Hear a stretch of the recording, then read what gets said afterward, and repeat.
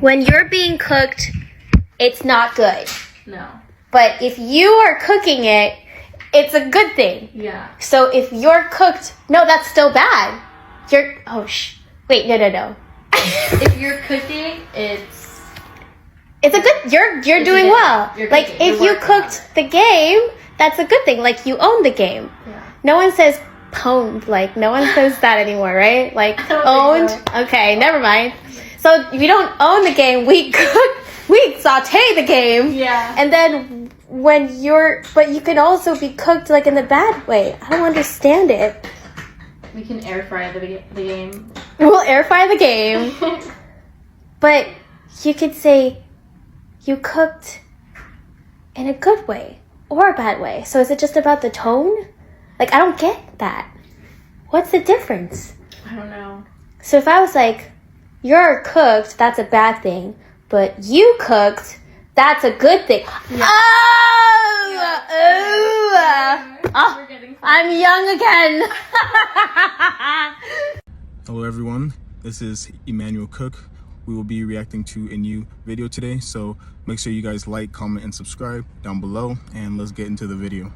The cost of housing is astronomical, but what happened in the past 4 years is the problem. Check out the difference between 1995 to 2019 to 2023. So the complaining from us millennials started probably 2020, but this is why.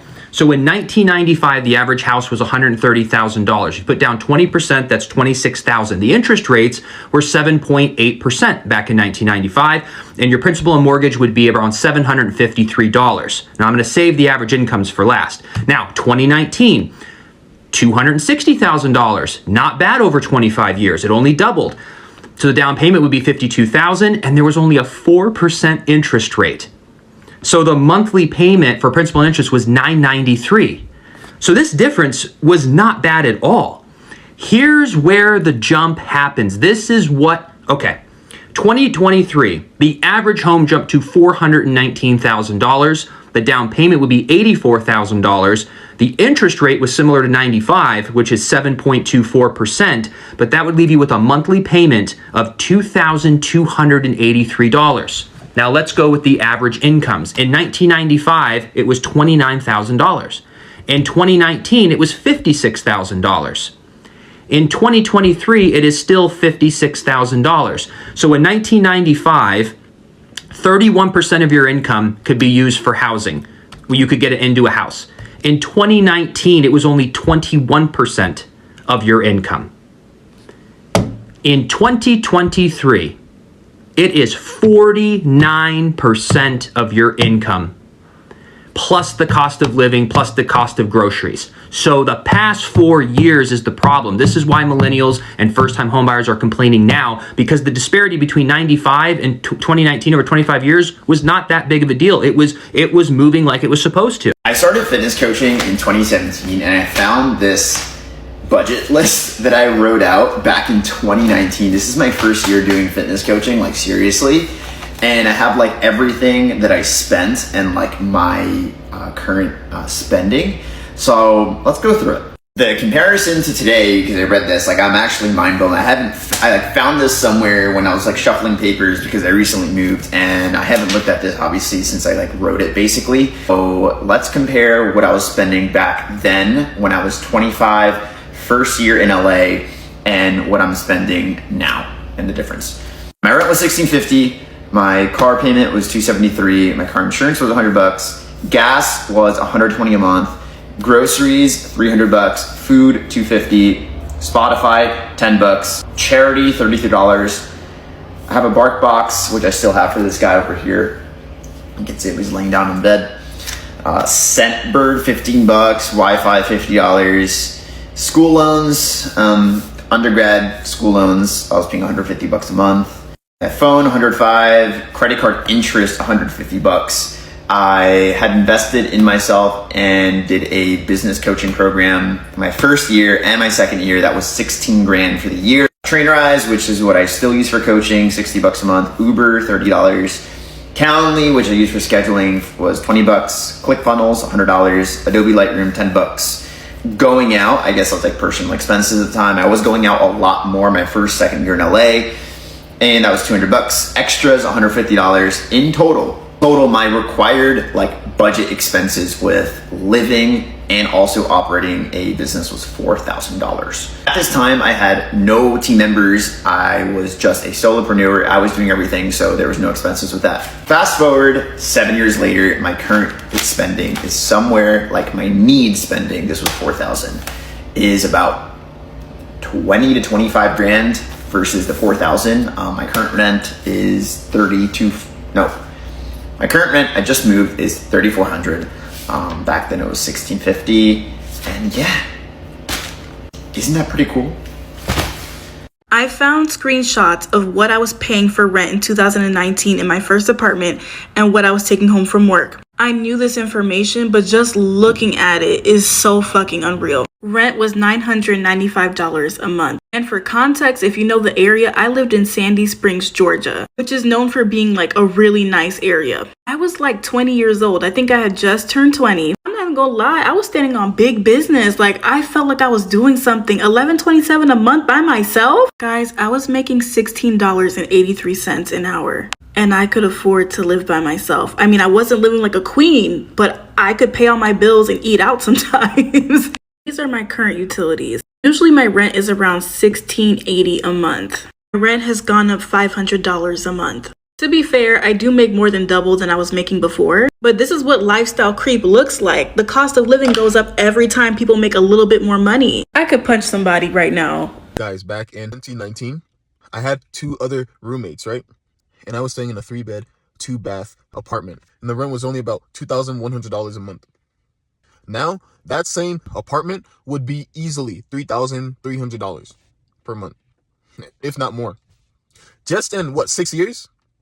The cost of living has risen so high, about 30 to 50%, just on rent alone. All right, let's take a trip back to the 1980s and compare prices to today. First gas. Back then, it was $1.20 a gallon. Today, it's over $3.50, and sometimes way more depending on where you live. But here's the kicker. Minimum wage in the 80s was $3.10, and now it's $7.25. Sure, it's higher, but does it really stretch as far? Now, let's talk food. A dozen eggs was 90 cents in the 80s. Today, it's $4, maybe even $6, depending on where you shop. A gallon of milk was $1.60. Now it's closer to $4, and bread was 60 cents back then versus $2.50 today. Dining out was cheaper too. A Big Mac in the 80s was $1.60. Today, $6 for the same burger, and it ain't get any bigger. Let's look at housing. The average home price in the 1980s was $80,000. Today, it's over $400,000. That's nearly 5 times more. Rent is no better. It's like the American dream just had a major price hike. Even travel was way more affordable. A round trip flight averaged $200 back then. Today, the same trip will cost you $400 or more, way more. Education is another story. Public university tuition in the 1980s was just $1,000 a year. Now it's over $10,000 annually. And that's not counting room, board, or lifetime student loans. But tech, here's one win for today. A personal computer in the 80s cost over $3,000. Now you can get a smartphone way more advanced for $1,000. But these monthly data plans, out of there. We got better tech, but when it comes to gas, food, housing, education, prices have skyrocketed while wages kept going up. Are we better off or just nostalgic? Let me know what you think in the comments. I don't know about y'all, but I don't want to live in the 1980s, but I want those prices. Yeah, go ahead and bring these prices back. These prices will make America great again. Not even gonna lie to you. New house, $5,800 for a whole new house. Do you know how many houses I buy for $5,800 right now? Psh, swipe that credit card so goddamn fast. Give me 15 of them right now. Fuck you talking about? Average income. Now the income part, you can scratch that. Not even gonna lie to you. The motherfuckers making way more than $1,500 at this point. New car, $550. What? What? $550 for a new car? That ain't even my whole car payment. Shit. Average rent, $18 a month. Do you know? First of all, it ain't even just me. Do you know what the whole world would do if they rent was $18 a month? Do you know how everybody be around here living? Money would be flowing all through the economy at $18 a month. School, you can scratch that. Everybody going to school, so you can honestly erase that whole 14 because I don't get no fuck about no school no more. Movie tickets, 25 cents. That's about, hey, better than the motherfucking... See, the movie tickets ain't even a problem. The problem that y'all need to address is the fucking concession stand. Because why is it cheap to get in the movie, but once you get in there, nachos, $25. The fuck? Like, come on, bro. But bring these fucking prices back, especially eggs. 16 cents a dozen? Come on, bro. I always hear millennials say, I can't afford a property. Well, I'm going to show you today that you can't afford to not own a property. I didn't even have to go back to the 90s to compare. Just take a look at 2019 when the median rental price was $530 per week. The median take-home salary was around $1,660 per week. After taxes and Medicare levies, that would leave you with around $1,283 a week, meaning that your rent was now going to be 41% of your take-home income. This left you with around $753 a week to spend. That would be your groceries, your clothes, your car, your petrol, and even some spending money. Whilst it wasn't a lot of money as a single adult, it was still feasible to rent, get by, and potentially even save some money. Fast forward to today, the median rental price has increased to $770 per week. This is 45% since 2019. Wages in that time have only increased by 15% to $1,923 a week. Once you take out the taxes and the levies, that would leave you with $1,481 per week, meaning that your rent is now 52% of your salary, leaving you with $711 per week. So whilst your weekly take-home income might be more than what it was in 2019, you actually have $42 less per week to spend than you would have 5 years ago. That doesn't include electricity going up, fuel going up, and even the cost of adding avocado to your brunch increasing. So whilst you think to yourself, I can't afford a property, if you continue to have your life dictated by a landlord, there's a chance you won't be in a property at all. A quick reminder, please remember to like, comment, and subscribe down below, and let's continue the video. In 1933, these were the prices that people paid for food, gas, and whatever's on there. I don't remember. The average cost of a house was $5,750. Yeah, 5,000. And the average income was $1,550. Now tell me, how am I ever supposed to move out? Oh, you'll never be able to. No, the prices like today, no way. You know how much a house is now? $1 million. Well, yeah. For a shithole. The cost of living in this country is currently, it's not going to be, it is currently unsustainable. And there are people that they know this, but then they'll still look at somebody else that's struggling and then tell them they're not doing good enough. I want you to imagine somebody that makes $75,000 a year. That's a pretty high up wage in terms of like top earners in this country, $75,000 a year. And we're going to go through some things here. This is a person with no debt outside of a car. And please don't hit me with the, you can go buy a car for, shut up, you can't, shut up, stop saying ridiculous things. An entry-level decent car is $30,000. So this person who puts $200 a month into insurance and they pay 5% into their 401k because shut up, people should be able to put money into their retirement. Because if you're not doing it now, you're never going to get to start doing it later. So after those two things come out of their paycheck and their taxes are paid, they bring home $53,850 a year from a $75,000 paycheck. Average rent in my state for a one-bedroom apartment, because an adult should be able to live by themselves, $1,700. That car payment at 6% for an entry-level, very reasonable sedan, nothing fancy, that car payment's $579 a month. Car insurance, $240 or so a month for a lot of vehicles in this day and age. You're a young person, you've got a nice job, but the insurance companies still want to screw you over. Food. You only cook at home. You never, ever go out. You only cook at home and you only eat decent quality food because a human being should be allowed to eat decent quality food. You pay $879 a month for that. You spend $250 a month in gas. You wear and tear on your car $100 a month. $80 for your phone, $80 for your internet, $175 a month for your electricity, $70 for your water, $20 for your cash. You make $75,000 a year, and outside of a car payment, you have zero debt. Do you know how much money you have left over annually at a $75,000 wage? You do nothing. You don't own a Netflix. You don't go out on a date. You don't pay to go to a park. You don't go watch a movie. You do nothing.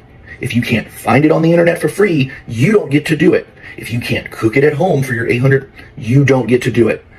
You have $3,700 left over annually. That's like $320 a month. And there's going to be, well, that's $300. Shut up. Shut your stupid, contrarian, edgelord mouth. that's not a doctor bill, because God knows just because we have insurance doesn't mean that we don't still pay far out the ass when we go to the doctors. People like to be entertained. They want to date. They want to. There's those of you out there that will tell somebody living like this on $75,000 a year before taxes that they are not doing what they're supposed to do, that they should get a second job, that they should get a side hustle, that they should get a better job. And the fact that you would look at somebody with no debt other than a car and say something like this to them means objectively you're a moron and you live in a fantasy world. This is unsustainable. Back in the day was amazing. Food was cheap, rent was cheap, buying a used car was cheap, school was a lot cheaper. Like, everything was just wonderful. But then COVID-19 happened and the world changed. Inflation got high and the cost of living just soared. We were a lot less stressed back then. We printed so much money during COVID-19. We printed trillions of dollars in just one sitting. And now we are reaping the consequences of printing all of that money. I've been going out to Starbucks to get my coffee every single day, and I realize that that's one of those things that people are like, oh, that's a very poor financial decision. So I considered trying to cut down on it. But then I realized that, like, right now, literally everything is a poor financial decision. Everything that we do is a poor financial decision. Putting 50% of your income towards rent is a poor financial decision. Taking out a student loan for hundreds of thousands of dollars where there's essentially no ROI whatsoever is a poor financial decision. Breaking your ankle, horrible financial decision. You want to get sick? That's a very fiscally irresponsible thing to do, kid. I'm sorry. Literally everything is a poor financial decision based on the definition that we have been told of a poor financial decision. So I'm just gonna enjoy my Starbucks, like, whatever. And I think that's the way that, like, a lot of young people feel right now. Is it's like we've kind of lost the ability to build for the future. So people are just like, whatever. I'm just like, why would I save now? I'm just going to enjoy my life because this is all going to come crashing down at some point. So I might as well have my little Starbucks and go to Fire Festival or do whatever I want to do. You're being lied to, and I'd like to prove it. In 1989, do you know how much it cost to get started in America? First, let's define what getting started is. I define it as being able to have a roof over your head, a median mortgage. You have 2 kids, 2 used cars. You got to get to your job. You got gas and insurance for the car. You got 1 bout of student debt because one of you had to get a degree. You got power, you got food, you got phone, and you got health insurance. If you locked all of those in 1989, you know how much it cost to get started? $2,291 a month. You know how much that was in 1981? It was $2,171 per month. In 1998, it was $2,636. Zach, why are you telling me this? Well, I'm telling you this because you keep getting told the economy's great. Economy's booming. What's your problem? What are you doing? You're being lazy. Work harder. We went through this. We went through hard times. We still made it. You'll get your opportunity. The boomers will die soon. Shut up. Shut up. You're being gaslit because those numbers, I just told you, median home, I'm about to give you 2024. Median home, 2 kids, 2 used cars, gas, 1 bout of student debt, power, food, phone, and health insurance. It was $2,171 in 81. It was $2,291 in 1989. It was $2,636 a month in 1998. Do you know how much the number is today? It's $7,368. Getting started in America now costs $88,000 a year. Zach, that's not true. You're being dramatic. Okay. The numbers are the median mortgage in America is $2,560, two childs, $2,300 to get them cared for. 2 used cars, $900. That's $450 for each off the lot. That's actually lower than the median car payment. $410 for gas, $400 for your student debt, $198 for power. That's a little low. Food, $800 a month. Phone, $150 a month. Might be low. Health insurance, $500, probably low for your household, bringing you to $7,368. I didn't even incorporate tax. Brings you to $7,368 a month, $88,416 a year, meaning based off the median income per household in 2024, which is $74,580. I need to slow down. It means that if you got started in America making the median amount that American makes, you would still need another $14,000 just to get started. No savings, no investments, and you haven't even paid taxes yet. You're not working hard enough. You're going to get there one day. Keep getting it. Pick yourself up by the bootstraps. If you feel phrases like this and conversations like this are becoming more and more common, that you're being gaslit into thinking you need to be more successful than you are, the numbers don't lie. It is more expensive and more difficult to get started in America today than it's ever been. at least since 81. So he goes on to say that the cost of living then was $2,200 a month. The next year was a little more. The next year was a little more. And in 2024, the average cost of living is $7,500 a month. But he doesn't include the income increase from 1989 to 2024, which bothers me a bit because it's misleading. In 1989, when the average cost of living was $2,200 a month, the average household income was $50,000 a year. So in 2024, when it's $7,500 a month, the average household income is now $114,000 a year. The only reason I don't like this video is because it's like going up to someone and telling them their insurance is going up $500 a month, and they start freaking the fuck out, and you just leave out the fact that their income's also going to go up $500 a month. Obviously, that example is not accurate to what's happened the last 4 to 5 years. Insurance is going up $750 a month, and income's going up 10 a month. I understand that. It's just an example for people who don't really understand that, which is why I do agree with what you're saying in general. The last 4 or 5 years have been ass. This administration sucks. The economy sucks. Cost of shit is going up way faster than income's going up. However, it's just very misleading to me to say that, oh, it's gone up $5,000 and just leave out the fact that income's also gone up, because there are a lot of people who don't really pay attention to this stuff, don't really read into this stuff. So just hearing that freaks the fuck out of some people. And if you noticed in there, this is kind of unrelated, but I did say household income. I understand not everyone's in a relationship, but I also think that has a lot to do with culture, and society's just completely fucked up now. People don't know how to be in a relationship. It's pretty bad. So it just kind of goes to show how important it is to teach your kids those things so they can get into a healthy relationship and have just a big advantage in life. As for the older generation saying we just don't work hard enough, they are absolutely wrong. I know a lot of them don't understand how much more expensive things have gotten, but they are right to an extent. People are fucking lazy now. I know people who get off their second job and go mow grass, go leaf blow driveways for extra money and get by. I get that's not what America's based on. You shouldn't have to do that to survive, but shit's tough right now. It is the way it is. And a lot of people waste their money on stuff they should not be doing and then go and complain. So it is a little bit counterintuitive, but for the most part, absolutely correct. Things are ridiculous now, but it's very important to not leave out details. So the average cost of rent in the United States right now is about $2,000. And for most living situations, they want you to make 3 times that, which is $6,000 a month, which would in turn be $72,000 a year salary. Most people in the United States make around $50,000, and that accounts to 33.9% of Americans making less than $50,000 a year. These last couple of years, corporations have made record profits, and Amazon in particular in 2019 made enough to where they could have gave each of their employees a $100,000 raise and still pocketed $1 billion. This is an ongoing issue in the United States that people cannot survive. We cannot afford groceries. We cannot afford rent. The rates of unaliving yourself are higher now than they were previous. The rates of homelessness are higher now than they were previous.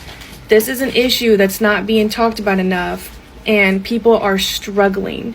We can barely make it, and if you can make it, there's a little small population. I'm blessed to be able to live comfortably, I guess. I could be better with 5 kids, but this is an issue. And the more that we let corporations continue to do this to us, the more that we get pennies while they get billions of dollars, big nice homes. They can buy multiple properties, not to mention all of the corporations that bought houses last year versus individual people. And those are the corporations that are renting these houses for $2,000, $3,000 a month, which the average American cannot afford. That's why there's so many people living together in groups and homes, because you can't have a single family in a home anymore because you can't afford it. I see the people on this app that are like, if you want to be successful, you need at least 5 sources of income. Bro, I just want to live. I just want to live. I don't even know if I want to do that. No, I'm joking. But it's crazy that a house used to be able to live off of one income. Used to be able to feed the kids, pay the bills, and even go on vacation sometimes off of one income. And now that's a pipe dream. Now it takes 2 parents working 40 hours a week each. And that's just to pay off this month's bills. That's not even next month's bills. Also, keep in mind, it takes most people 30 years to pay off a house. A thing we need to live. 30 years. Please don't explain to me how the system works. I understand. But I'm asking, is this how we really want to do this? There are certainly other ways to do this. Ones that haven't even been invented yet. That we haven't even thought of. But we're just sticking with this, I guess. I don't think humans are this dumb. I think we're starting to realize that maybe this isn't the way we should be doing things. And I think we're going to figure something out soon and a big change is going to happen. It's important I add this though, our expectations of life have gone larger. Most houses back then only had one car, one family car, 1 to 2, and the whole family used it. Nowadays, there's a car per family member, it seems like. Also, rooms. Kids always shared rooms back then. The houses were much, much smaller. But nowadays, most likely every kid has their own room, or at least you try to have that. Houses had one phone. They weren't paying a Wi-Fi bill or anything, or subscriptions or anything like that. And most houses didn't even have TV. And if they did have TV, they only had one and everyone had to share it. However, there are 3 key factors to society that have gone up at insane rates over the past 50 years. And that is land, education, and healthcare. The prices of these things have been going up at an insane rate, and I'll put the numbers on the screen. See, the issue kind of loops together here because, you know, we all have phones and we all have cars. They cost a lot, but they're almost essential to making money and living nowadays. Especially if you live in the suburbs, you can't really walk or ride your bike. Sometimes there's not even sidewalks because the places are dominated with roads that are made for cars. Not only this, phones, the internet, emails, websites, that's what all businesses run on now. And you got to be on it to work with it. So you need that. And it's also unrealistic to have one family share a car because we all got to go to work. We can't all be carpooling because we work at different times and all this stuff. Like, the families only had one car because only one parent really needed it all the time. It's tough, man. We're in a tough situation. I don't know how we're going to dig ourselves out of it, but I have hope. But man, it's tough. The people in power are the ones who have the say on if change happens or not. And if they say that no, things are not going to change, things will not change. They're the ones who are benefiting from the system. And if they are doing well, they don't care how other people are doing, especially in this economy. If the people in power are good, they don't care about everybody else. It is hard for change to come when it's that scenario. I appreciate you guys watching the video today. Please make sure to like, comment, and subscribe down below. And I'll see you guys in the next video.